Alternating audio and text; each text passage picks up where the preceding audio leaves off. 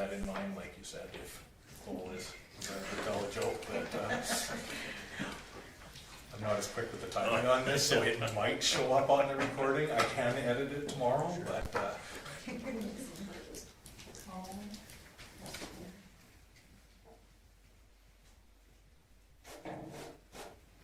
doesn't let me take out the jokes. I have to just take out the time. If it makes sense. And then it looks really bad if our meeting gets really choppy.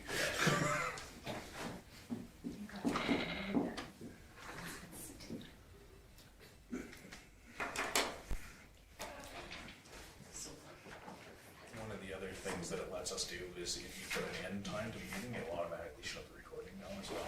But we would have to set all of our stuff ready just in case. And so I'll just manually cut it off so that we don't record for 4 hours every time we do it. We should be live. Less than 1 minute.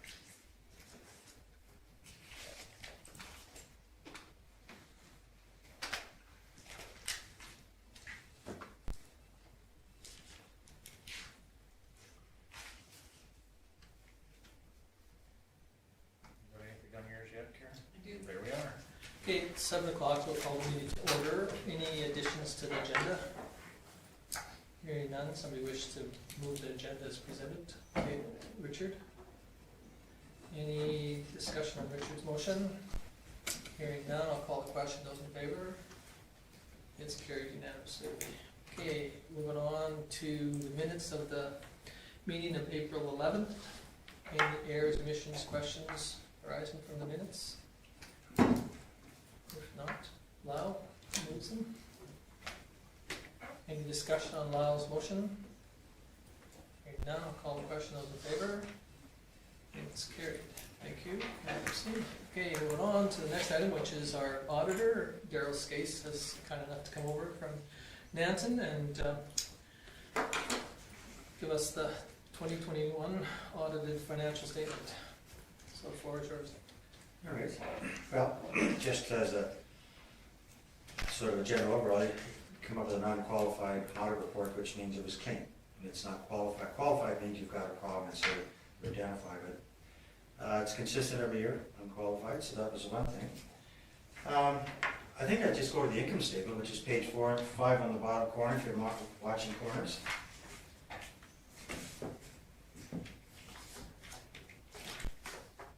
That one, no one you want? Yeah, one more. A little bit more. Okay, whoops. Okay, about 2/3 of the rental column, that's your this year. Which page are you on? This is the budget over here. It'd be page 11 of the. This is this year and this is your last year. So this line right here, 129,000 is sort of your operating surplus for the year. Now, in that number 129, in that $5.795 million in expenses is depreciation for 986,000. So, and you don't budget for that. So your budget on the left side is a surplus of 445,000.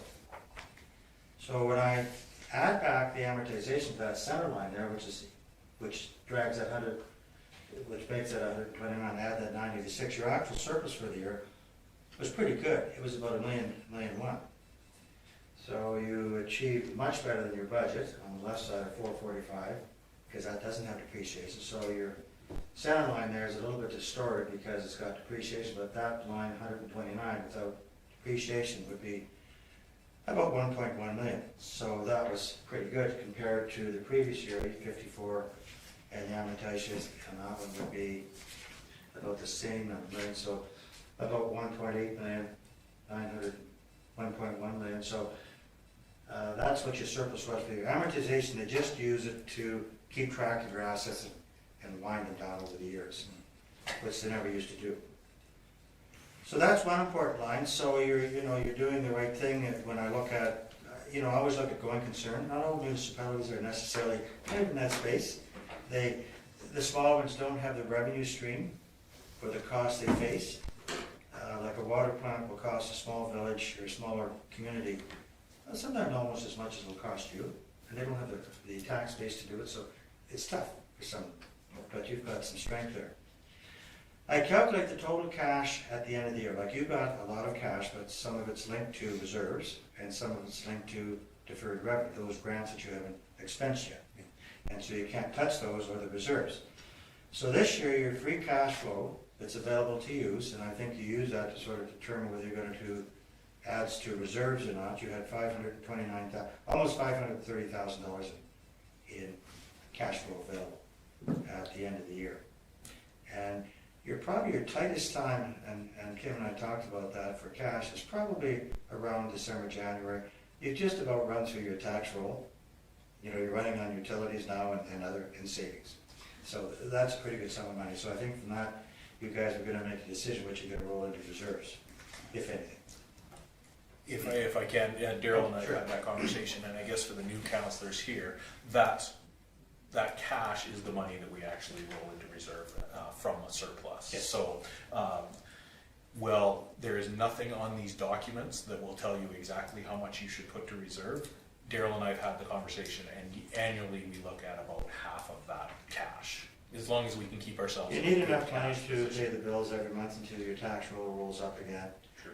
And, you know, normally you don't want to use an operating line of credit to operate. That's not really the purpose of it. You had one last year because you wanted to fund the pool until you got the long-term debt. But that was phenomenal. So, Darryl, the Yes. 445, it's, you kind of, I'm just That's trying the to catch budget. it. That's the budget on the very left. Yeah. Like on, mine right page here, I'm on 13. Or, Sorry? am I right? Oh, page 4, 5 in the bottom corner. Yeah, It'll be on the bottom corner. It'll be page Page 11 of the.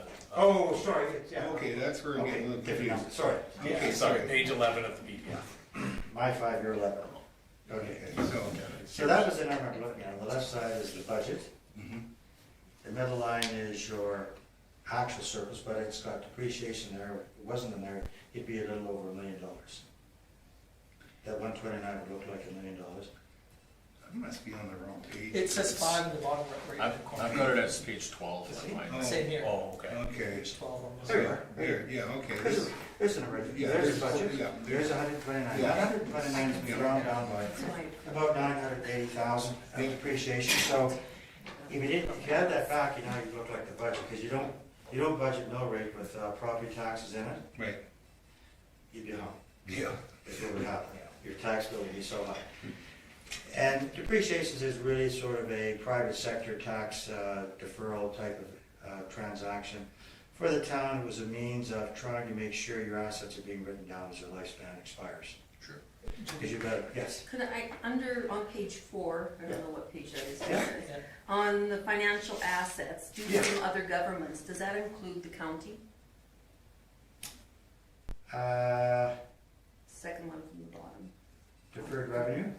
Financial assets. It says non-financial assets. Tangible Oh, mine just capital says asset. financial, maybe it's cut off, I don't know. It says due from other governments. Oh, that would be, Does this include that would be county? grants of a deferred revenue. Like there's a lot of your grants that are applied for but haven't been received yet but have been approved. Okay. And so that would be in note 3, Note so three. let's just go with that. I mean, you can take that out there. It's in the notes. Cut off my note numbers when I printed it, so it was kind of hard to. Yeah, the $1,028,000 would principally be grants that you've applied for, been approved. By the end of the year it was approved, but you didn't see the money yet, so we look at it as a receivable. I was just wondering if the county was in that. No, It's not. because we put That's all I county feel. funding into our budget in the Yeah. operation side, so that generally deals with our MSI Yeah, and this is the MSI, Okay. fuel gas tax. new one, building communities fund that used to be the Yeah. federal gas tax. So that's what that is. Thank you. So other things I look at, property taxes unpaid at the end of the year. This year was 190,000. 2020 was 212,000, so you've improved by 22. Yeah, I think some of that's COVID driven. I think people were a little bit tight in cash and maybe didn't pay quite as quick. A little bit of a timing thing, but 212 and 190, it's pretty consistent. You know, there's not much outstanding. Utility accounts outstanding at the end of the year. That's just a timing thing with utilities. You're down this year, up a little bit last year. Sometimes that's a little bit of just timing when people get to pay. There's another measuring stick I use. I've got some of the notes, but there's another measuring stick that we use, and that is the well-offness of the community with your debt you've got. And there's a calculation that's done, and it's a formula provided by the province, and it's not on its own the total understanding of how you are. But so the maximum debt based on your revenue for last year that you could have, long-term debt, would be 8.8 million. And you've got 4.3 million, and that includes the pool now. So you could borrow another $4 million if you wanted to. Now that's the total debt. Then it's how much can you make in payments a year. That formula says you can make payments of 1.4 million a year. You're making 372. So you've got a healthy under-borrowed amount. And I think if you got up to 1.4 million, which is the max, you'd probably be in a little bit of trouble. But and that includes the guarantee you've got for the golf course. That's it, because you've got 277,000 I think owed at the end of the year, and I think it's 65,000 making payments a year. So 65, 87. Is it 80? It's 87,000? 87 now. Okay. 86 I'm a and little bit off on change. that number, but We budgeted 87. Page 21. okay, you got the number. Yeah, 86,000. You're right. I even wrote it down. So that's good. So and that's when I go through for councils. Every council, no matter whether it's good or bad, I go through that, because if you get over it and you don't get approval from the province, you are potentially liable for it. And it's not on its own, does it tell you the health and welfare of the community, but it's one that I always point out to people so you're well aware of it. So, and usually when you go to borrow money, usually your management people would probably do you can do an interim calculation on it during the year to see how you fit. So that's when I bring up. I don't think there's a whole lot of other things to note. I mean, a strong balance sheet. You've got the golf course is 277, so I guess you're looking at 3 years, about 3.5 years to pay that one out. Started out 1.3, so it's down a long ways. And that was a good project they put together. Total assets that the community really has under wraps, under control. You have about 85 million in total with the whole community that's been accumulated, and it's depreciated down to about half of that. So you've put a lot of money out over the years, but that's what the community's for. You know, you're looking after roads and streets and water and sewer, garbage, and recreation. So, anybody have any particular questions? I go through the thing line by line if you want. I never get a yes on it. I guess something else that to bring up is this is a capture of a moment in time. So this is December 31st of 2021. There's a lot of stuff in here that's very fluid. Yeah, there is. It captures a moment in time for the assets, but it tells you what you did for the whole year in 12 months. So I think the results are pretty good. Healthy balance sheet, sufficient cash to operate, and continue on doing more projects. So to go back to Darryl's statement, one of the things we talked about, and we go to, and this is new that he's done this year, and this is this summary letter that put together, and I thank you, Darryl, because that actually Well, it just captures it puts really everything. important things. It puts everything really well together for us, and that's you can see our budget surplus, but then this is where we talked about the actual cash that Darryl mentioned of 529. In our conversation when we get to the budget next week and allocations to reserve, we've conservatively looked at, council may want to look at about $250,000, and that is a comfortable number that will allow us to maintain cash, but will allow that to go to reserve. So that's in that conversation of when you're passing the budget, that's where you'll build your reserves from, where you've read in the paper and seen other things where large amounts of surplus. This is basically what we're dealing with for surplus funds. It's unrestricted cash, so you want to keep enough, like Darryl said, to make sure we can pay the bills, but we can comfortably allocate about half of that. That's kind Now, one of, thing I had a question about the receivable enlargement, that's principally the grants. Yeah, because I set that up at the end of the year, we checked through with him and see what's here and what's on its way, and that was the on its way stuff. Okay, thank you. Judy, one thing on those grants is the province sends out all the stuff saying you have that money, but they don't actually forward it to us. So we have to apply for the grant under whatever project we're doing that fits that criteria. And then a lot of times we have to fund the project up front and then they send us the cash. So that's why we have to do that receivable the way it is and why it sometimes appears. If we say we wait 3 years to do a project with MSI and the MSI is $400,000 a year and we want to wait to have that $1 million available, that's why it'll show as unearned, but we're still waiting to get it. So Yeah. they don't give it to us to put in our bank. And if they do give you some to put in your bank account, they charge you interest. So we have to calculate interest on it, and you have to build that reserve up by the interest that you owe them. If you've got some of their money, and don't use it for a year, so they want you to pay interest on it. I have just one question. Yes. I just want to ensure that I understand this correctly, because we are looking at doing the industrial park extension. So the debt service limit we currently have, minus our annual payments, we have room for the $1,108,925. Yeah. Is that per year? I mean, Yes. not that we would want to No, have that kind of. what it says is during the year, if you were to, or any time, if you were to, you could go up to $1.4 million in payments on an annualized basis. Yeah. To, if you wanted to max out your debt, Mhm.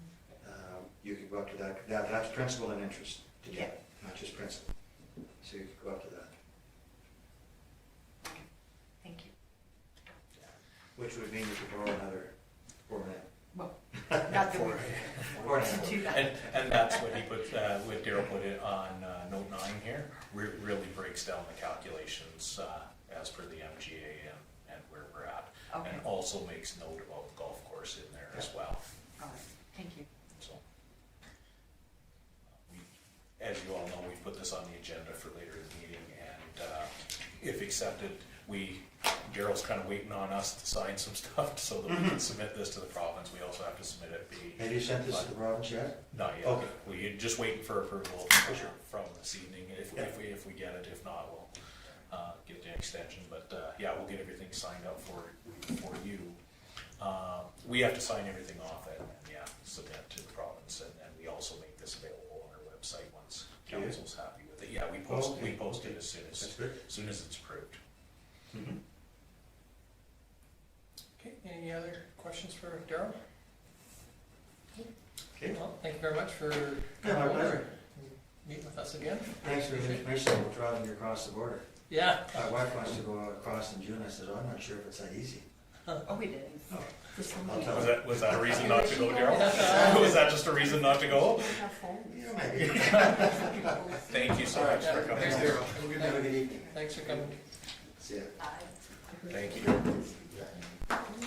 Okay, now we'll move on to the correspondence information items.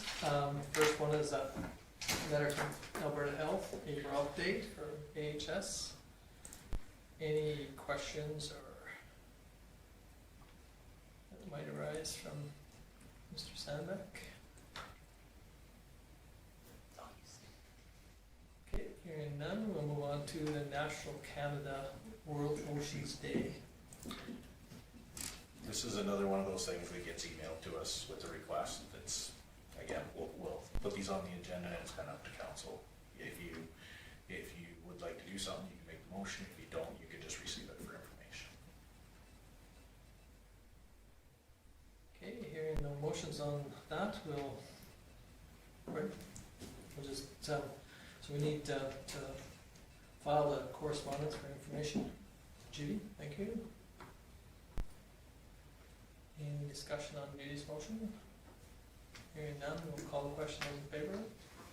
It's carried unanimously. Okay, moving on to the financial report, audited financial report that you just heard Darryl highlight. Appreciate you kind of went through fast and kind of jumped around a bit, but it's all there. Hopefully everybody's had an opportunity to read it a couple times. We've been using Darryl Scase for quite a few years now. Previously we used to kind of jump around and find different auditors, but he's fairly reasonable cost compared to some of the audits that we've seen in the past in some groups. And it seems to do a really great job when they come over and they work in the office with the staff and get most of the information, and they go back and generate this document. So hopefully everybody's had an opportunity, the questions that you asked, hopefully he answered them. If not, if you still have some questions, if not, we need to entertain a motion to approve this tonight so that we can have it filed with the province. So Barbara? I would make that motion. Okay. And then it'll get filed with the province, and like Kim said, we put it on our website, and if we have a open house, this is what we'll use as our founding information for the open house. So if there's any questions that's raised by the public of where the information might go and how it's going to go from there. So Barbara's moved the financials audit. Any questions on our motion? Hearing none, we'll call the question. Those in favor? And it's carried unanimously. Thank you. Okay, moving on to current business. We have the ice rental. So you saw the letter that was sent to the county, or the information that came back from the county, and the information from the two clubs and the proposed cost. So we just updated the report from the last meeting with the information that came back from the Vulcan County. I also had the member of minor hockey come in and talk to me after the meeting, just to let us know that for the conversation the council had last meeting about the amount of usage for the arena.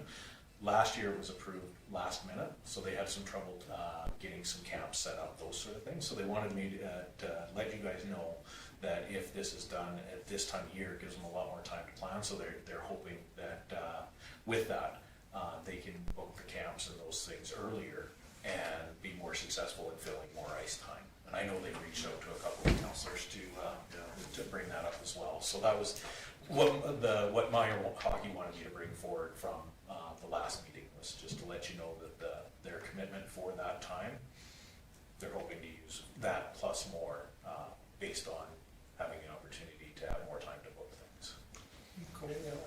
I kind of reached out to a lot of the user groups that use it, and I had mainly positive feedback to the idea, but I did have some negative, and it was basically about how the season's too long, kind of things I mentioned too. But where I'm at with it is it's not really up to me or as a counselor to dictate whose kids play what sports for how long.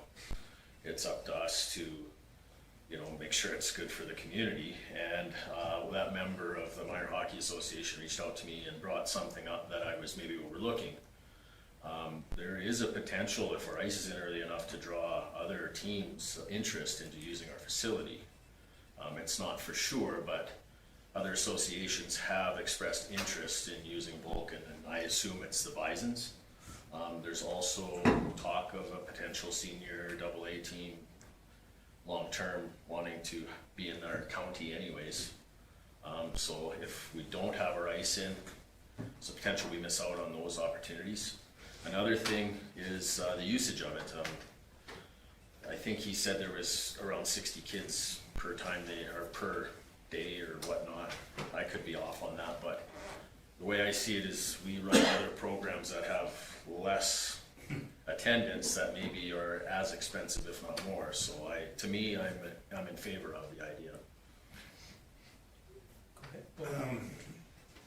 My only thing on this was that I'm in favor of the idea. It's just the timeline when it just puts, I guess, Stu, having to delegate his manpower in that time of year. I don't know if it's going to work for him, but I'm sure Stu being Stu will make it work, but, He did put his feedback into this, and we have made it work in the past. One of the things he talked about was modifying the work schedule for the guys, to allow for one guy to work for that week, and then, so that he can keep, the issue with Stu is at the end of September to the beginning of October, he has 1 month, with the guys from the arena. Yeah. Because if we start the arena at the beginning of October, we start putting the ice in 2 weeks in advance. So basically, he's just losing the guys straight from the last day of the summer students. We start making ice, Okay. and that. So, and he's again put forward those proposals of different. As long as council is willing to do a little bit of wiggle room for how many guys, like not spending the full 16 hours on Saturdays and Sundays unless it's absolutely necessary for the members. It may be possibly shutting down a day of the week if one of the days of the week doesn't have bookings. As long as we're flexible with that, that was his big thing is being able to move the guys around. They'll to just get kind the of best. play it by ear kind of deal. And there's a cost savings by that as Yeah. well. If we run the arena for 8 hours on Saturday and Sunday, for those 2 weeks, we can take $1,000 off of that $9,000 that it's going to cost us. So we're going to try to keep that in mind. Well, Yeah, that was actually part of what I wanted to ask, if we were going to possibly do modified, because I think with the county offering their portion of $3,000, and if we were able to maybe even just cut a Sunday, if it's popular for the Saturday, then I would be in favor of that. Is there? Okay. Oh, sorry. Sorry, Judy? Yeah, I made me lose my thought. I think we need to also keep it minor hockey and skating and no free skate. There can't be any free skate during this. I think we've got to delegate it and save our manpower, right, for, Now, the For school those 2 weeks. potentially might want to Yeah. look but into that's a little bit different than It free is, skate. it is, though. but again, you know, Yeah. we've got to be careful when we just say just the Well, you three know what groups, but- yeah, free skate just open to the public, Yeah. no, but to the school definitely, yeah. we'll work on scheduling to make sure that it's accessible to. Okay, Richard, okay. So basically, you know, we're a little over a third, but it brought down the cost significantly with the county coming on board, you know, so. I guess I'm gonna make a motion that we go ahead with this and open it up, unless Cole wants to take the thunder. No, I prefer not to. So, would you also like us to work on the policy going forward? Yeah, yeah, So we'll bring a policy back for council to move it to the 15th permanently. yeah. But again, being that it's a new program on that side, we'll do the yearly evaluation of it for costs and recovery on it. So, For sure. So Richard's moved that we open it early and develop a policy on opening early continuously. Any discussion on Richard's motion? Hearing none, then we'll call the question. Those in favor? It's carried unanimously. Okay, moving on to the appointment for the library board. As you guys know, council has to appoint the members to the library board, so they've had their meeting. They have made recommendation to council through a letter. They can do terms up to 3 years, but it looks like the majority of them seem to be doing year to year. So the list has been provided. Joanne, Paul on 2-year terms. Liz Hammond, Virginia, Donna Lee, and Joanne are 1-year terms. So you'll see hopefully those 4 names again next year. But this is just the formal process. We have to have a motion on books so that they can actually be members of the library board. Okay, so we need somebody. Cool. Moves that we appoint these members to the 2 and 1 year terms. Any question on Paul's motion? Hearing none, we'll call the question. All in favor? It's carried unanimously. Okay, the next one is committee of the whole to discuss the budget. So Kim's kind of given us some. So generally, in the year, we do the committee of the holes for the interim, and then we hold a quick committee of the whole before the May 9th meeting. And really, the May 9th meeting is the meeting that you have to set mill rate, pass the budget, and that's when we do the capital reserves, those sort of things. And based on the changes that we need to make to the budget, it would be beneficial to put a meeting together. We're not gonna bring the department heads in there. And for that meeting, I should be able to do all the explanation of that myself, unless council would like the department heads in for that. It's really, what we do is we take the interim budget, all the things that you guys have discussed up till this point, and then make it match with our assessment and that. Ideally, we'd hold this meeting in early next week, because that'll give us a little bit more time to prepare it, and if you decide to make any changes after that meeting, we also need a couple days to do that before the next council meeting. Personally, I don't think I can make it early next week. I'm kind of up against the wall on a job, and it's pressure. And Cody has to go to Toronto for 4 days, so. It'll be an evening. Because we don't have to bring staff in, and it's just myself. Okay. We can have it in the evening, most likely, and I was going to suggest, if it works for council, is Monday evening, just like a council meeting, do it at 7 o'clock like we I'm normally do. sorry, Oh. that's my work meeting, yeah, Oh, okay. for work. Any other, like Tuesday, Wednesday? We do Tuesday? I could do Tuesday. I'm gonna be out of office from the 1st to the 4th. Oh, I mean, can I, if it's an evening meeting on the 4th, I'm gonna be back in time. Sorry about that. Or if, Thursday? I can't do that. This Thursday? No. oh, yeah, and The later we get it, if there's any alterations, changes? just try and get them before. I have to get it on the agenda for the Monday. For the Monday, so the 9th. If we wanna do something, it could be the end of this week as well, like the 29th. I could do Friday Friday. I can do for That's a Friday night though. But if you guys are, Oh, there goes the club night. Yeah. Clubbing, you know. can you go and dancing, are you? But yes, no, like, I was thinking clubbing, like, say, what do you mean? Well, it doesn't matter. and realistically, this, we're gonna go line by line through the budget again, but it won't be as, it won't Shouldn't be be a as onerous as 3-hour, last 4-hour time. meeting.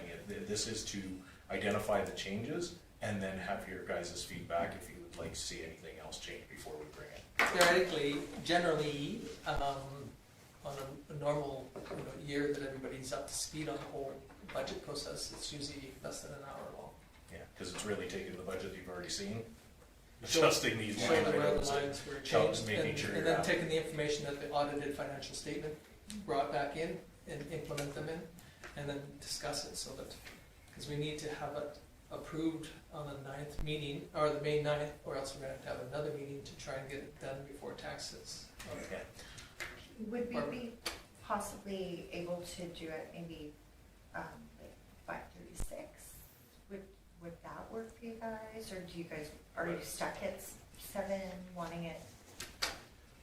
I'm asking you guys, Yeah. what works for you? Like, This is, I will make Your guys' timeline. anytime work on Friday, so, but you wanted in the I evening. was planning to work late Friday, and, but I will come to that Friday to make it work for everybody. Do you guys? I've got 2 meetings, but they're during the day. One's at 9 and one's at 1 on Friday, so. So what time works for you, Richard? You guys pick a time, I'll be there. What about Will? Does he work late? Do we know? What his hours are? Anybody? didn't let me know. 'Cause I don't know, I would doubt it would be late. It's not like they're taking on grain. and stuff. I could be completely wrong, but I would be surprised if they were. So should we get in? Done. So, do you wanna pick, the Friday at what times? 5:30, 6:30, 7:30, or 7, whatever time you guys. I'm, 6 o'clock would probably be better for me, but, because I have to get back, I'll be dirty, and I'll have to kick off and ball. It's the committee of the whole, so we're not recording it or anything. Yeah, It's no. just getting people in the room to, Yeah. ideally, 6 to 6:30 works well for me to get out of here, get things done and back to here. Okay. If that works. So, does that work? Six. 6 o'clock, 6 o'clock, Friday. Friday. 29th? That's this Friday. isn't it? Yeah, That's this Friday. Yeah. So 6 p.m. 6 PM. And So- Kim will send out a Yeah, I will. invite. Based on that motion, the formal side of it is that council will approve the committee of the whole meeting to be scheduled Friday the 29th, sorry, at 6 o'clock for the purpose of reviewing the draft 2022 operations budget. So, Is that agreeable? because it's this week, I will try to email that out to you guys Thursday night, but it may be Friday morning, just depending on what we have to do to get it fixed up. Because I do have to do the reserve stuff, to put together some suggestions for you on that. Okay, somebody wish to move it? Barbara? Any question on Barbara's motion? Hearing none, I'll call the question, those in favor? It is carried unanimously. Okay, moving on to the letter of intent to the Marquis Foundation. So at the last meeting, council reviewed the request from the Marquis Foundation, and really in order for them to get grant funding to qualify any further to try to secure funding for this project, they actually have to have a piece of land to tie it to. We went through all that. Council was in favor of doing a letter of intent. So I drafted it up from a legal standpoint. From land titles, there's certain information that is required to transfer land, whether it's free or not. You need to have the current owner's name, the new owner's name, the property address, which isn't the civic address, so that's why I put an additional description of the civic address, because that's really what we usually use within the town. The zoning of the property being P1, the assessed value, which I use this year's assessed value at $123,000. Financial consideration, you guys talked about giving the land, and so when it's a transfer, it has to be for the zero, but I addressed that in the condition portion of it. So under the conditions, the use is for constructing a senior housing development. The transfer will only proceed upon confirmation that the Marquis Foundation has received approval and secured adequate funding for the construction of the facility. The transfer costs associated with, because of the intricacies of putting these things through land titles, it's always recommended to have a lawyer do the submissions for land titles. So this is just, if we're going to do that, that would be on the Marquis Foundation to do that. Possession would be upon the execution of a development agreement. In this case, it would be very simple. You know, you're going to build a facility, development agreement says that you can do that on this land. Town contribution, this is one of the keys from your conversation about the property, is the value of the property shall be calculated as a direct contribution from the town of Vulcan towards the development of the project and shall be factored into the final project funding model as such. That just means that that $123,000 will be part of the town's contribution to that project. And then following the execution of the letter of intent, the town shall not negotiate for the sale of the property with any other party unless the Marquis Foundation and the town agree in writing to terminate the letter of intent. So if a developer comes to us tomorrow, based on this letter of intent, we can't really offer that land up anymore for that. And this should cover off, from a legal standpoint, us in the short term for the Marquis Foundation to be able to take that and say we have a done deal on this land based on this stuff moving forward. Okay, Paul, you got a question? How much land is there? 4 acres, just 4 under acres. 4. Okay. 3.98. Yeah. Yeah. Barbara? I have a question.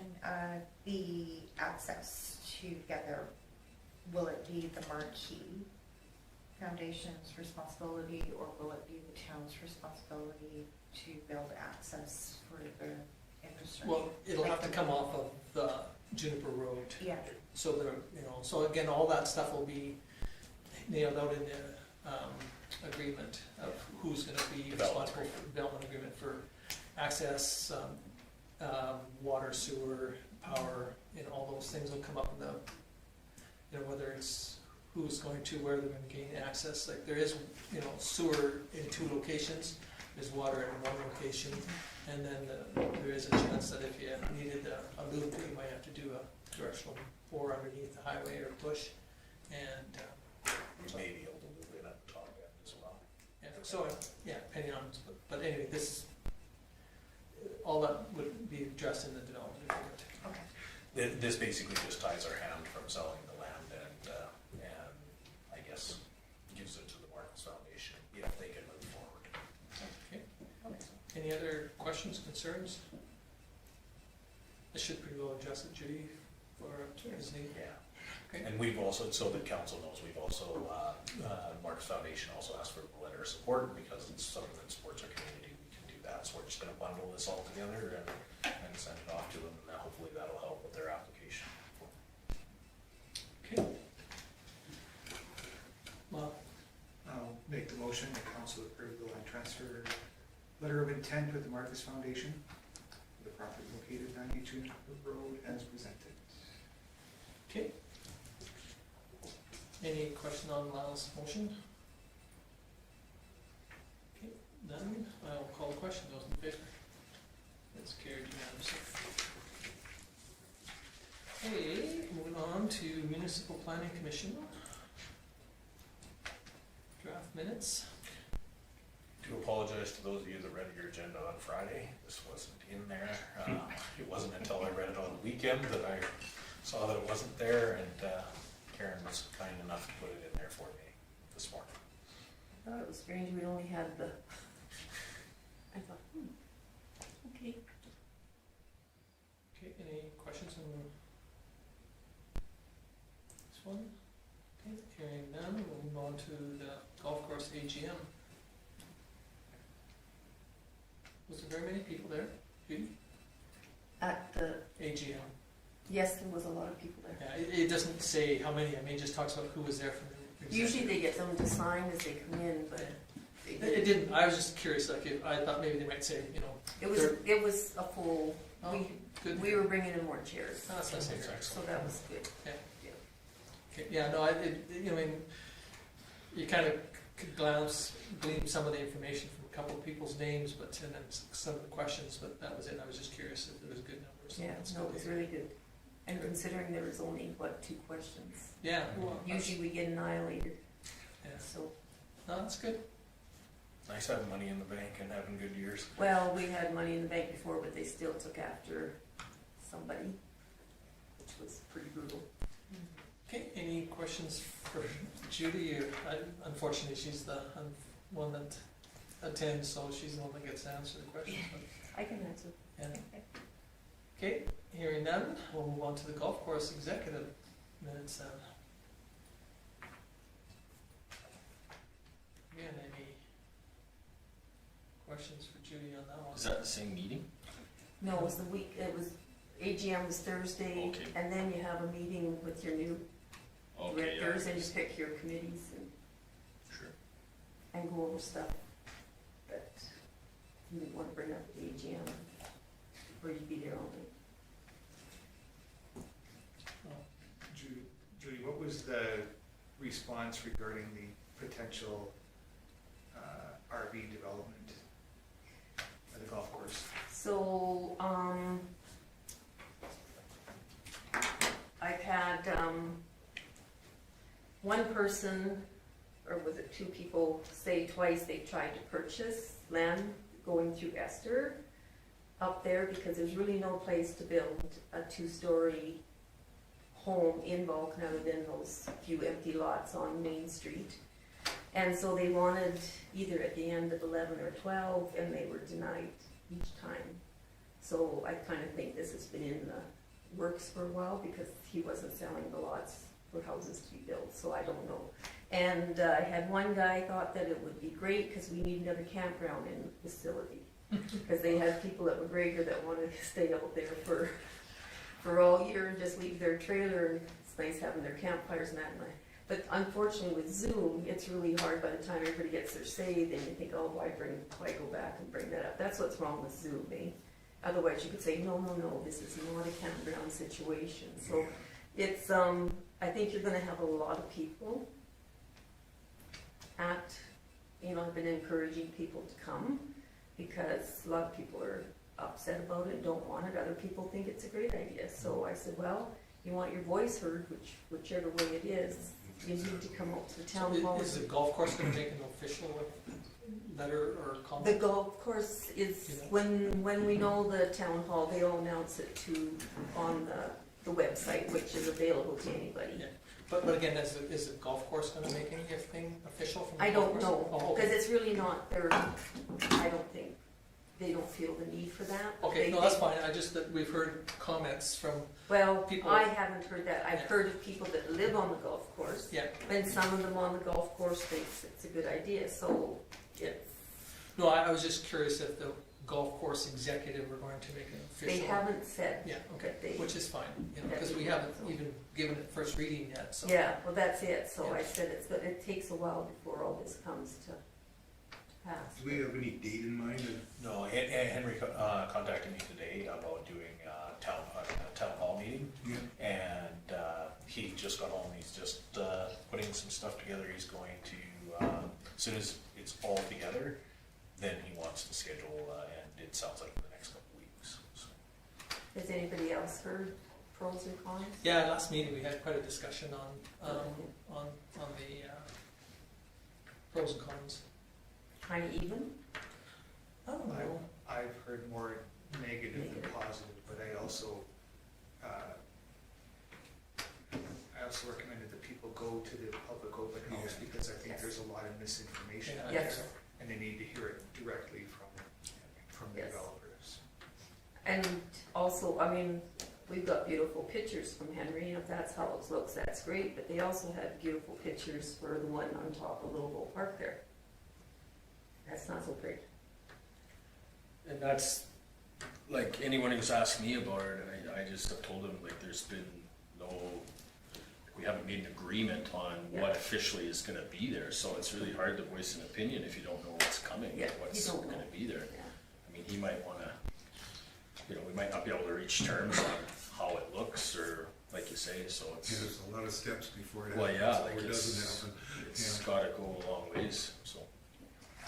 Well, I've even heard, I had someone text me and said, oh, here Henry's pulling out, it's not doing it anymore, and that's where I try to convince people, neighbors are great, but go to the source and find out what's going on. Yeah. So, Okay, anything else on the golf course one?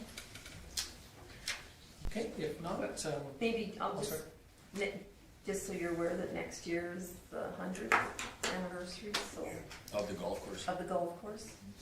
So that wasn't the original location, it was just over here. just over here, wasn't it? Yeah, where the high school, the ball diamond. and- All diamond, that one, yeah. Really? Yeah, right across the street from, well, matter of fact, all those houses across the street from Randy Wolf's place or Mom's place, none of those houses were there. That's where the golf course was, where the church is. There's a racetrack out there as well, right? A racetrack? Yeah. Really? So they will be contacting previous presidents and that, and get a committee together to, There is an error somewhere in your minutes. Not that. oh, there is, it says 200, and I've Yeah. already got him, I already told Tyler Okay, that I when saw I read that. it, it was in my report. Yeah, anyway, it doesn't matter. I just thought, hey, there's an error there. Yeah. Then- I already told him. Les Ferber told us we were building it for 1,000 years, not 100. 200 would be good. Okay, anything else for Judy on the golf course? Okay, if not, somebody wish to move to committee reports? Judy does. Any discussion on Judy's motion? Hearing none, we'll call the question. All in favor? And it's carried unanimously. Okay, moving on to councillor reports. Councillor Magnuson. I just had the MPC meeting, we just went through got approved minutes of it.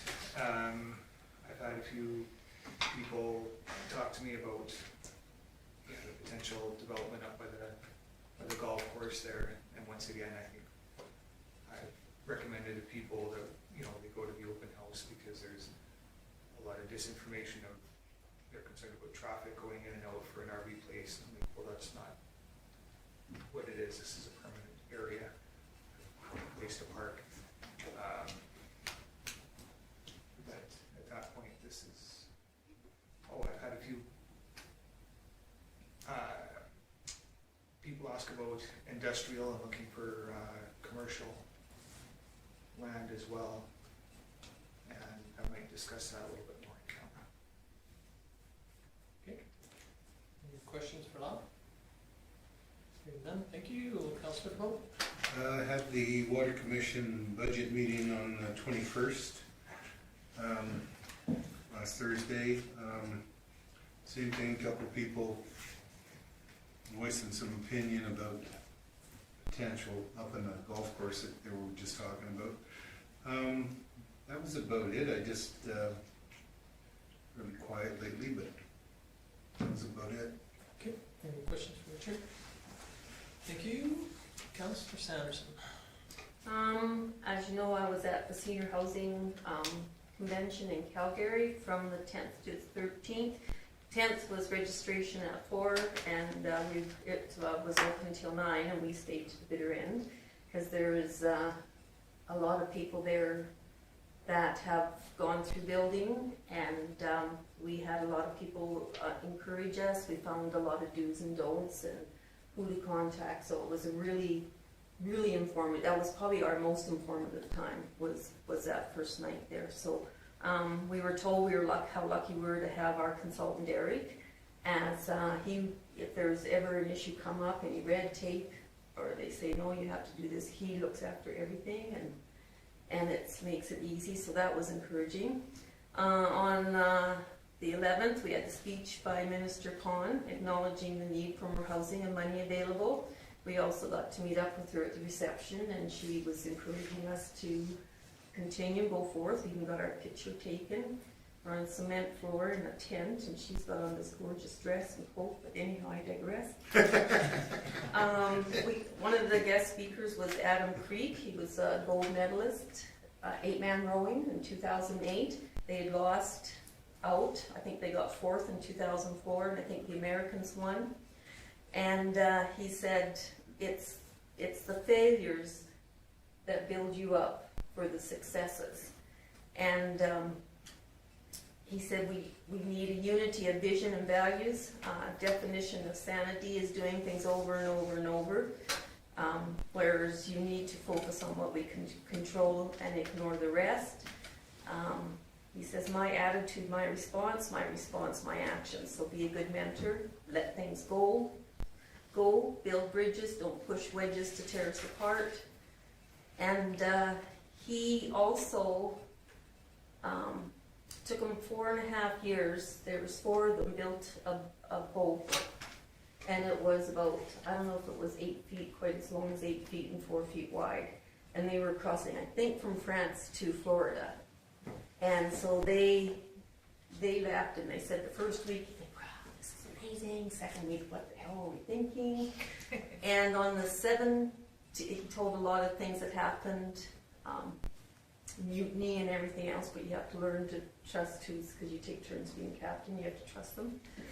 And he said it was amazing, but on the 72nd day, they were going through the Bermuda Triangle. He says, of course, second day in the Bermuda Triangle. And he says the boat tips over.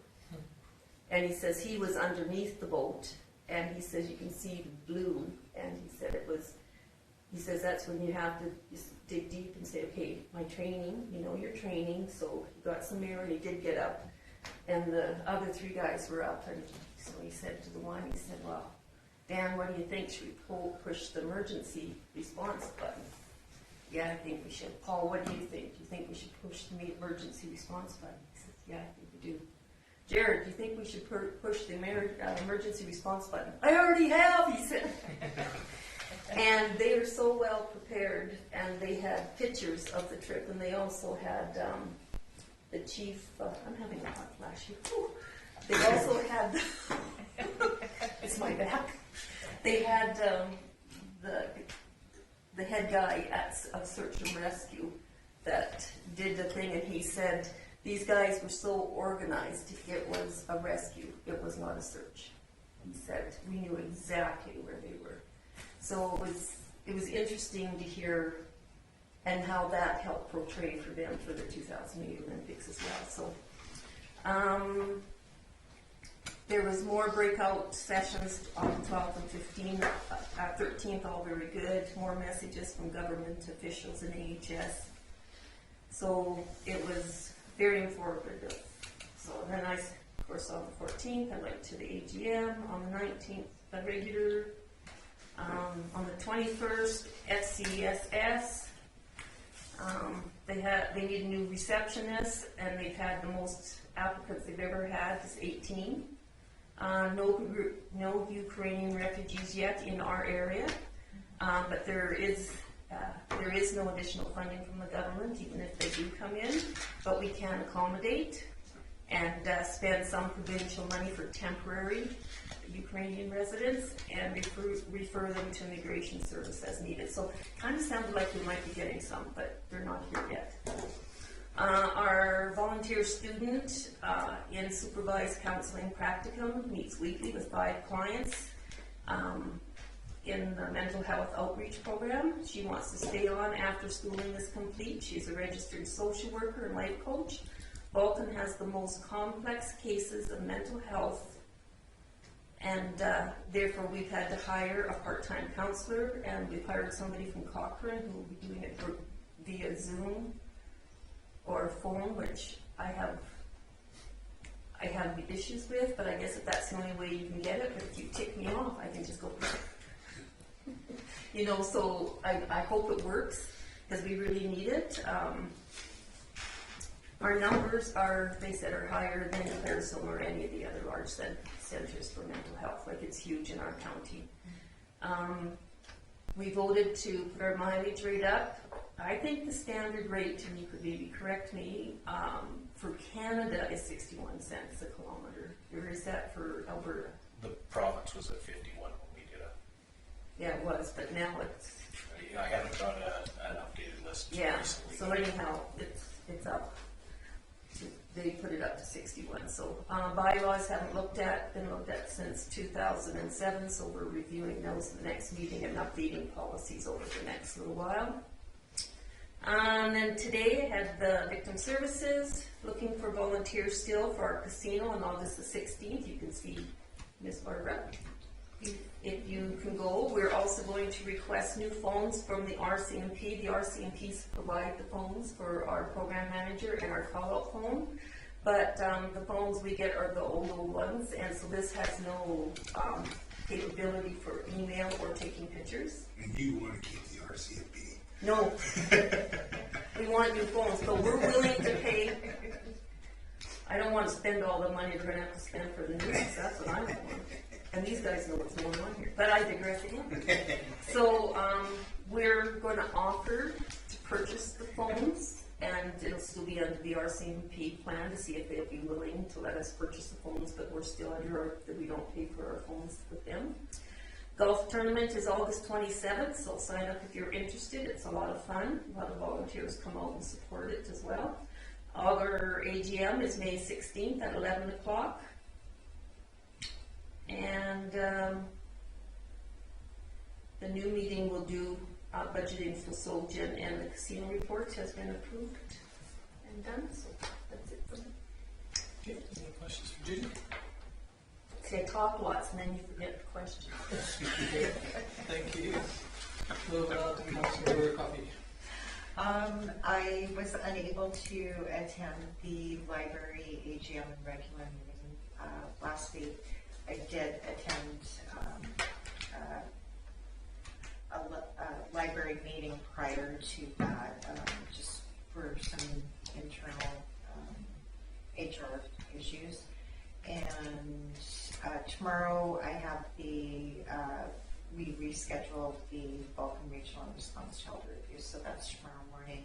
And later this month we're supposed to have the health and wellness meeting, and they have postponed it to May. That's all I have. Okay, any questions for Barbara?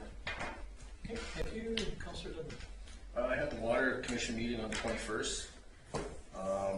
Basically, we went over our budget, which I found very educational for me because I felt like I'm behind in this committee because I missed the first meeting. So it was only my second meeting, so it gave me a much broader awareness of what was actually going on there. Quite a few things were discussed as well, particularly one issue or potential issue that I found interesting was the county's tie-in plan to their water for their industrial subdivision. They were made aware that they have to have permission from the water commission before they can do anything. So, and I don't see there being an issue with that, but there were some concerns of maybe they were putting the cart ahead of the horse a little bit, but I digress on that. Yeah, it was a good meeting, and like I say, very educational.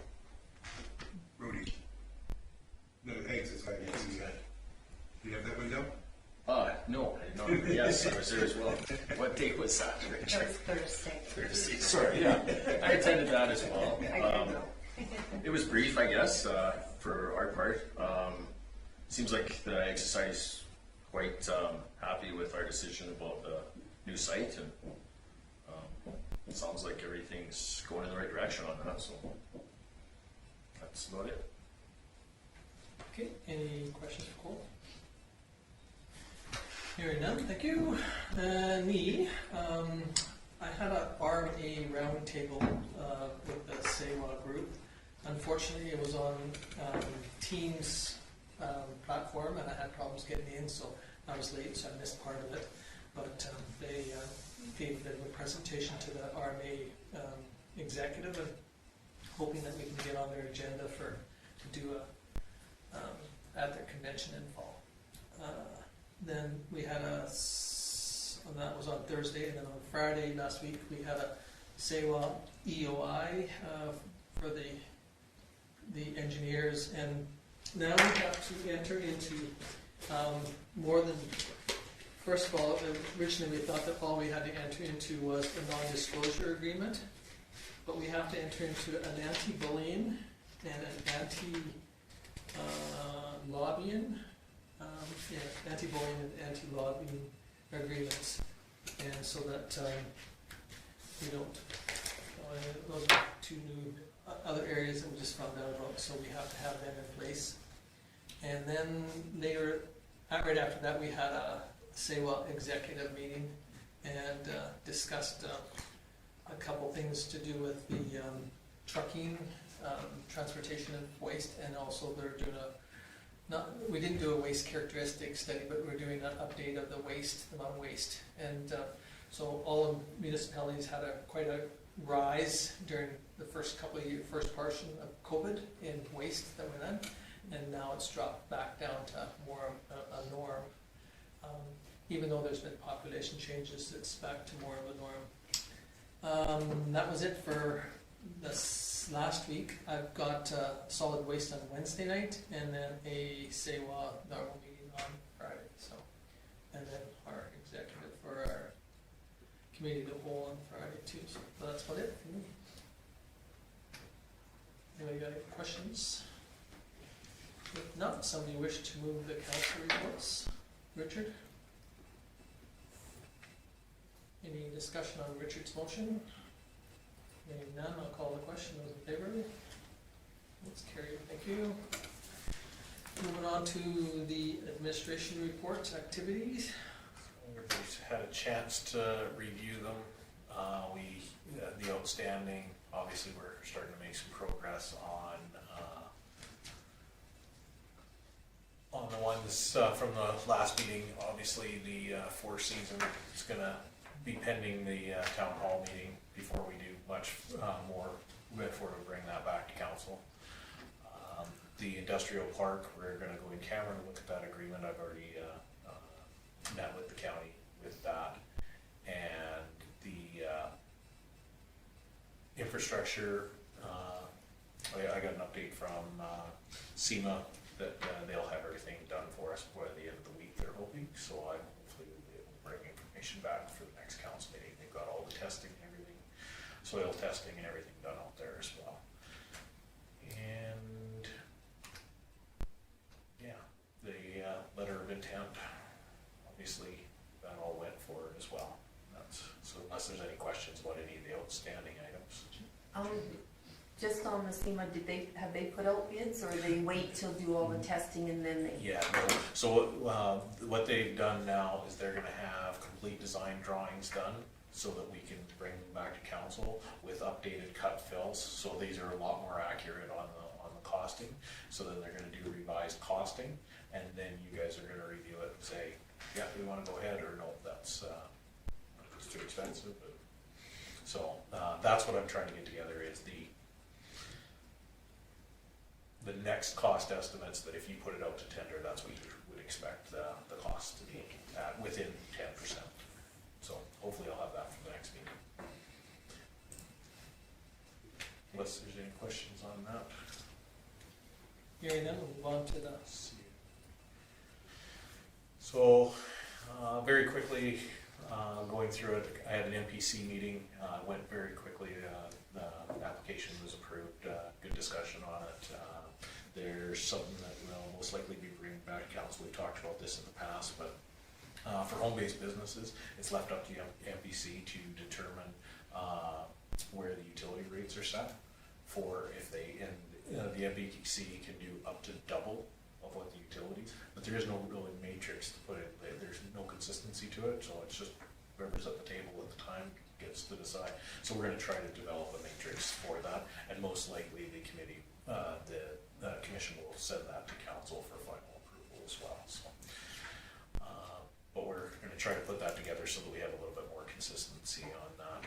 I did the letter of intent with for the Marquis Foundation. Obviously, you guys have approved that. Met with minor hockey. Spent quite a bit of time with Darryl going through the financial statements, so that you guys know when he sends them out, we review them. There's things in the notes, those sort of things that may not have been questioned. That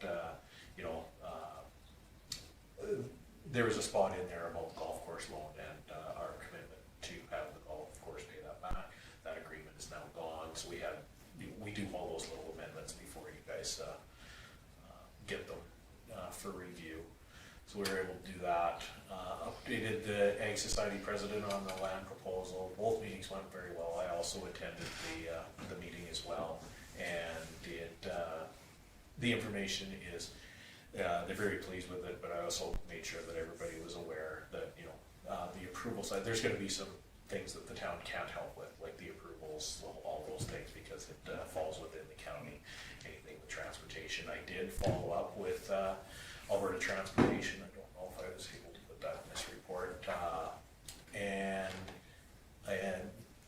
in the talking, it wasn't really traffic counts at this point. It may be something that the county looks at from the Ag Society in the future as the development goes forward. It's more on the traffic impact. So if there's going to be giant festivals, those sort of things, and where it's going to impact intersections, Alberta Transportation may require something like that from. So I made sure to clarify that. I assisted the community services manager with a personnel concern that we will and have talked about in closed session. Obviously got the industrial subdivision plan update. I do have the report from Almore for the testing, and the groundworks looks pretty good out there for moving forward. Ran the new meeting recording software. Karen and I attended a training session and have tried to do a couple practice meetings to make sure that everything worked well. Provided policy information to the Loman CAO. Had a conversation with the Carmagay CAO as well. They had some equipment failure. They're able to arrange public works to help them out through the time being. That was supposed to happen today, but they canceled, so they postponed it. I think they're going to go out tomorrow and help them out. Really what they're doing is their hydrovac broke down, so we're just going to run ours out and do the holes for them. And that's part of that good neighbor thing that we try to do. Assisted Rita with updates to our GIS for curb stop locations. We're making sure that our infrastructure stuff is all up to date. We had a card dex that was, I believe it was started in the 50s, and they're all old cue cards of where everybody's curb stops were in town. Rita's actually got that information put in where we actually rather than try to convert it to digital, we actually scanned it so you can still see the cards, because a lot of them are still very relevant.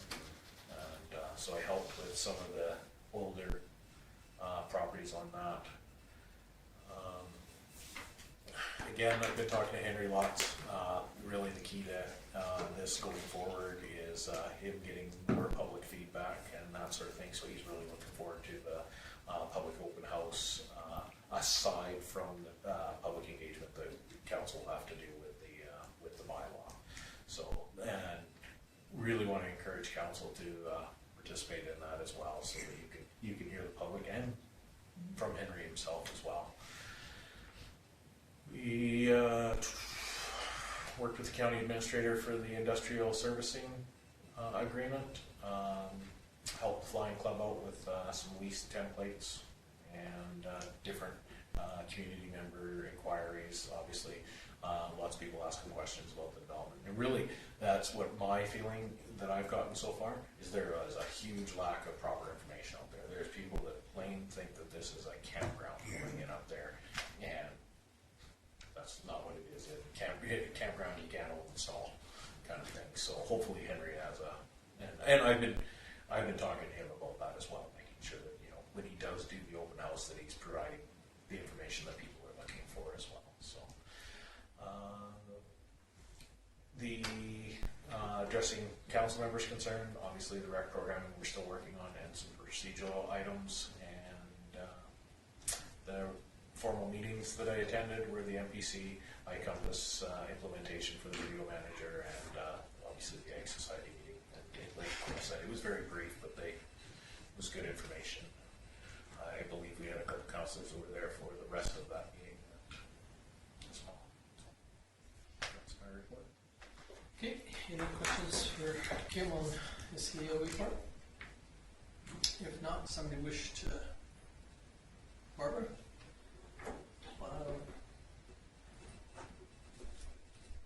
Okay, any discussion on Barbara's motion? Hearing none, we'll call the question. Those in favor? It's carried.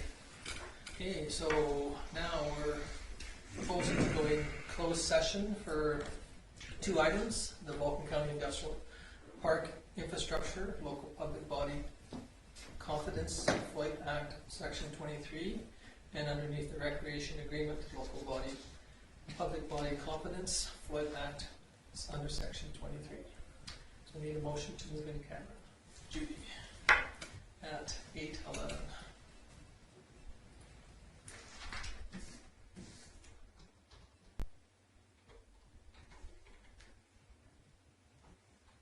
Okay, so now You gotta vote. Party group before. You gotta vote. Oh, sorry. Those in favor? Okay, it's carried unanimously. Okay, thank you. Okay, so what I'll do, just so that Karen, can you pause the meeting?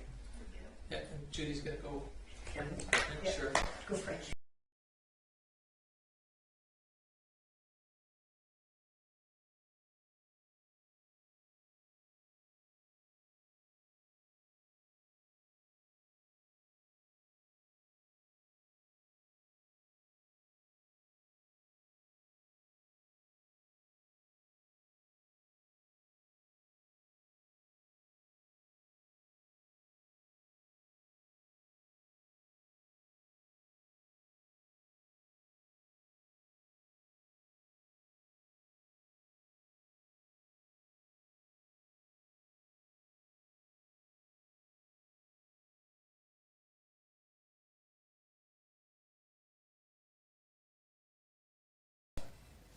I just. Okay, so as soon as we see that disappear,